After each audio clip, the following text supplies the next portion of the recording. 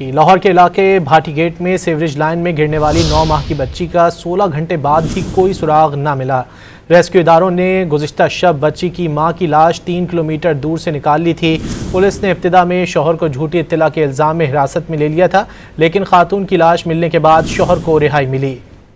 افسوسناک حادثہ داتا دربار کے قریب بھاٹی گیٹ پرندہ مارکیٹ کے علاقے میں پیش آیا تھا۔ متوفیہ کی کزن رضیہ نے بتایا کہ میری کزن داتا دربار آئی تھی، 10 ماہ کی بچی گود سے مین ہول میں گر گئی۔ ماں نے بچی کو بچانے کے لیے چھلانگ لگائی۔ پولیس نے متوفیہ کے شوہر کو حراست میں لیا ہے۔ رکشے والے نے بتایا کہ مین ہول پر کوئی ڈھکن نہیں تھا، لڑکی آئی تو اسے اندھیرے کی وجہ سے نظر نہیں آیا اور وہ بچی سمیت گر گئی۔ یہاں ہم بچے آئے ہوئے تھے بہر سے نا، کھانے وال سے، تو دربار پہ آئے ہیں زیارت کے لیے، تو واپسی پہ جو اب آئے ہیں تو اس پہ بیٹھنے لگے، اندھیرا تھا، یہاں پہ سیفٹی بھی نہیں تھی گٹر کے ساتھ، تو ان کو نہیں پتہ چلا تو وہ نیچے گر گئے ہیں۔